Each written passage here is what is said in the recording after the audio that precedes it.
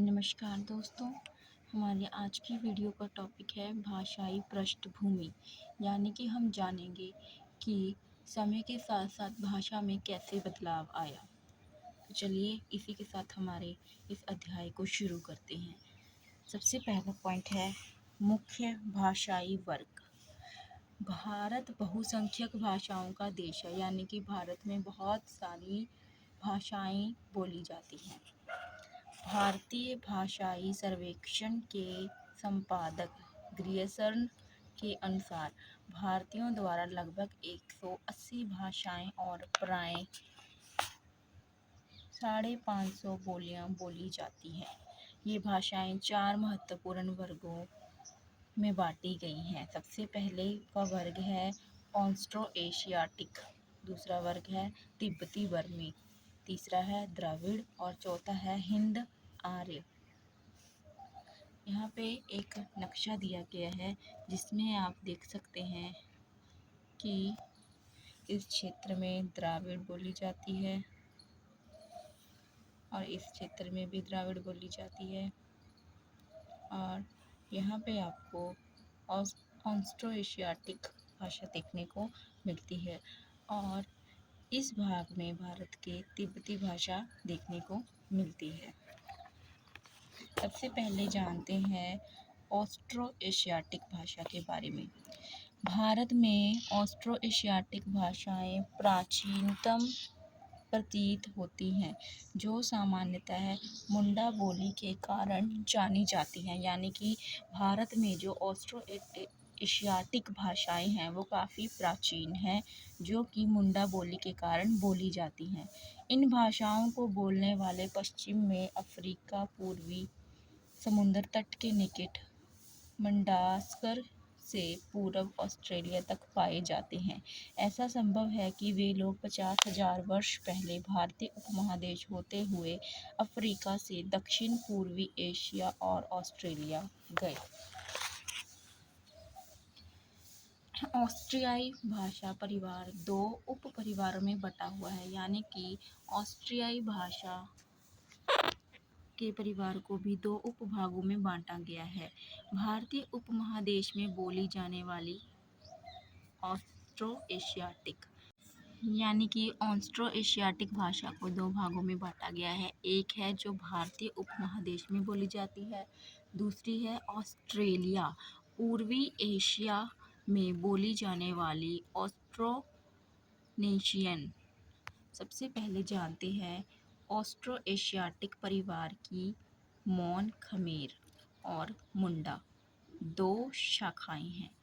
मौन खमेर शाखा खासी भाषा का प्रतिनिधित्व करती है। तो जो मौन खमेर शाखा है वो किसका प्रतिनिधित्व करती है? वो खासी भाषा का प्रतिनिधित्व करती है, जो उत्तर पूर्वी भारत में मेघालय अंतर्गत खासी और जयंतिया पहाड़ियों में और निकोबार द्वीपों में भी बोली जाती है। जैसा कि हमें पता चल रहा है कि ये जो मौन खमेर शाखा है वो खासी भाषा का प्रतिनिधित्व करती है, और जो आपको पता है कि जयंतिया और खासी की जो पहाड़ियाँ हैं वो उत्तर पूर्व में हैं। तो उत्तर पूर्व भारत में मेघालय के अंतर्गत खासी और जयंतिया पहाड़ियों में और निकोबार द्वीपों में भी बोली जाती हैं। मुंडा अपेक्षाकृत बहुत विस्तृत क्षेत्र झारखंड, बिहार, बंगाल, उड़ीसा के संथालियों द्वारा व मध्य भारत में मुंडों, संथालों और हो द्वारा मुंडारी भाषा के रूप में बोली जाती है। अब हम समझते हैं तिब्बती बर्मी भाषा का। तिब्बती बर्मी वर्ग चीनी तिब्बती परिवार की शाखा है। जैसे कि हम जानते हैं कि ये चीन के बिल्कुल नज़दीक है, इसलिए भाषा का तिब्बती बर्मी वर्ग है जो चीनी तिब्बती परिवार की शाखा है। भारतीय उपमहादेश में तिब्बती बर्मी बोलियां हिमालय के किनारे किनारे उत्तर पूर्वी असम में से उत्तर पूर्वी पंजाब तक फैली हैं। जैसे कि आप इस नक्शे में देख सकते हो कि ये भारत का उत्तर पूर्वी हिस्सा है जहाँ जहाँ पर तिब्बती बर्मी फैली है। भारत के उत्तर पूर्वी राज्यों जैसे त्रिपुरा, सिक्किम, असम, मेघालय, अरुणाचल प्रदेश, नागालैंड, मिजोरम, मणिपुर तथा पश्चिम बंगाल के दार्जिलिंग क्षेत्र में अनेक जनजातियों द्वारा लगभग 116 बोलियों का प्रयोग किया जाता है। यद्यपि ऑस्ट्रियाई और तिब्बती बर्मी दोनों बोलियां द्रविड़ और हिंद आर्य बोलियों से बहुत पुरानी हैं, फिर भी इनका अपना साहित्य विकसित नहीं हो सका क्योंकि इनकी अपनी किसी प्रकार की लिखावट नहीं थी। यानी कि ये जो हमारी तिब्बती बोलियां हैं, तिब्बती बर्मी दोनों बोलियां हैं, द्राविड़ और हिंद आर्य बोलियों से बहुत पुरानी हैं, लेकिन इनका अपना कोई लिखती साहित्य नहीं है। इस वजह से इनका कोई अपनी लिखावट नहीं है, अपनी कोई रचना नहीं है, इस वजह से इसका जो साहित्य है उसका भी निर्माण नहीं हो सका। जैसा कि हम जानते हैं कि तिब्बती बर्मी का कोई अपनी खुद की लिखावट नहीं थी। बोलने वाले जो दंत कथाएं और परंपराएं मौखिक रूप से जानते थे वे पहल 19वीं सदी में ईसाई प्रचारकों द्वारा लिपिबद्ध की गई। अब जानते हैं द्रविड़ भाषा परिवार के बारे में। देश में बोली जाने वाली भाषाओं का तीसरा परिवार द्रविड़ भाषाओं का है। यह बोली लगभग पूरे दक्षिण भारत में व्याप्त है। द्रविड़ भाषा की उत्पत्ति का श्रेय दक्षिण पश्चिमी ईरान यानी कि श्रेय एलम को देते हैं। यह अभी भी ईरान, तुर्कमेनिस्तान, अफगानिस्तान और पाकिस्तान के बलूचिस्तान तथा सिंध प्रांतों में बोली जाती है। द्रविड़ बोली का प्राचीनतम रूप ब्रहुई भारतीय उपमहादेश के पाकिस्तान स्थित उत्तर पश्चिमी भाग में पाया जाता है। यानी कि जो द्रविड़ बोली का पुराना रूप है वो हमें भारतीय उपमहादेश के पाकिस्तान में स्थित उत्तर पश्चिमी भाग में पाया जाता है।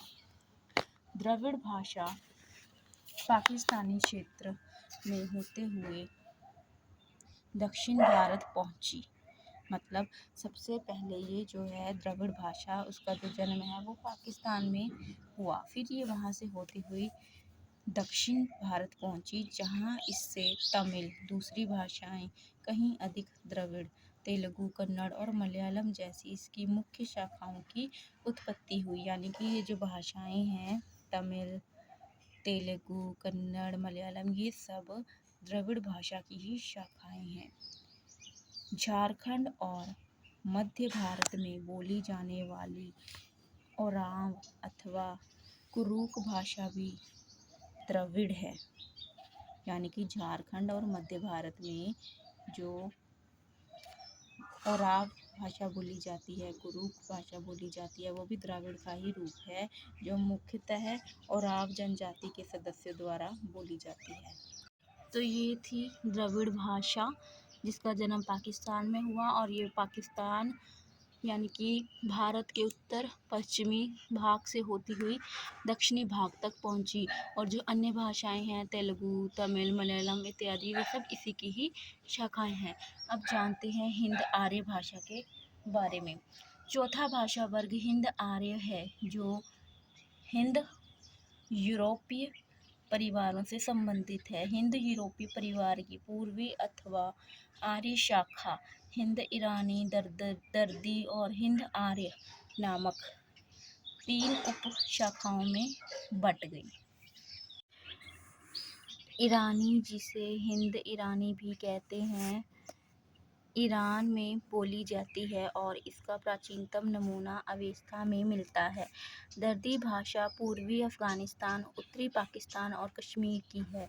हिंद आर्य भाषा पाकिस्तान, भारत, 500 हिंद आर्य भाषाएं उत्तर और मध्य भारत को मिलाकर बांग्लादेश, श्रीलंका, नेपाल में बहुसंख्यक लोगों द्वारा बोली जाती हैं। प्राचीन हिंद आर्य भाषा के अंतर्गत वैदिक संस्कृत भी शामिल है। लगभग 500 ईस्वी पूर्व से 1000 ईस्वी तक मध्य हिंद आर्य भाषाओं के अंतर्गत प्राकृत, पाली और अपभ्रंश भाषाएं आती हैं। हिंदी, बंगला, असमी, ओडिया, मराठी, गुजराती, पंजाबी, सिंधी, कश्मीरी और नेपाली जैसी आधुनिक हिंद आर्य क्षेत्रीय भाषाओं का विकास मध्यकाल में अपभ्रंश भाषा से हुआ। कश्मीरी मूलतः दर्दी है, लेकिन यह गहरे रूप से संस्कृत से और परवर्ती प्राकृत से प्रभावित है। यद्यपि भारत में भाषाओं के 4 वर्ग हैं, तथापि उनके बोलने वाले की अलग अलग इकाइयाँ नहीं हैं। पूर्व काल से ही अनेक भाषा वर्गों के बीच पारस्परिक प्रभाव पड़ता रहा है। फलस्वरूप एक भाषा वर्ग के शब्द दूसरे भाषा वर्ग में प्रकट होते रहते हैं। यह प्रक्रिया बहुत पहले वैदिक काल में शुरू हो गई। मुंडा और द्रविड़ दोनों बहुसंख्यक शब्द ऋग्वेद में मिलते हैं। वहीं हिंद आर्य भाषा भाषियों ने अपने सामाजिक आर्थिक प्राबल्य के कारण अपनी भाषा से जनजातीय भाषाओं को प्रभावित किया। अब जानते हैं मानवीय जातीय समूह और भाषा परिवार। उपर्युक्त 4 भाषा वर्गों को भारतीय उपमहाद्वीप के 4 मानवीय समूहों की अलग अलग भाषा बताया जाता है। ये 4 समूह हबशीनुमा, नेग्रिटो, ऑस्ट्रेलियाई, ऑस्ट्रोलियंस, मंगोलियर्स और कॉन्केसियर्स हैं। सबसे पहले जानते हैं हबशीनुमा के बारे में। हबशीनुमा नेग्रिटो की प्रमुख विशेषता नाटा कद, छोटा चेहरा और छोटा होठ है। यानी कि जो हबशीनुमा लोग थे उनकी क्या विशेषता है कि उनका जो कद है वो छोटा होता था, छोटा चेहरा और छोटे ही होंठ होते थे। यह अंडमान द्वीप, तमिलनाडु की नीलगिरी पहाड़ियों, केरल और श्रीलंका के आसपास रहते हैं तथा ऑस्ट्रियाई भाषा बोलते हैं। ऑस्ट्रेलोर्स भी नाटे कद के होते हैं। इनका भी रंग काला और शरीर पर बहुत रोंगटे होते हैं। ये मुख्यतः मध्य और दक्षिणी क्षेत्रों में रहते हैं, साथ ही हिमालय क्षेत्रों में भी दिखाई देते हैं। वे ऑस्ट्रियाई अथवा मुंडा भाषा बोलते हैं। मंगोलिय नाटे कद वाले अल्प रोंगटे युक्त, यानी कि जो मंगोल हैं वो उनका भी कद नाटा है, लेकिन उनके जो रोंगटे हैं वो कम होते हैं, शरीर वाले तथा चपटी नाक वाले होते हैं। ये उप हिमालयी और उत्तरी पूर्वी क्षेत्रों में रहते हैं। इनके द्वारा तिब्बती बर्मी भाषाएं बोली जाती हैं।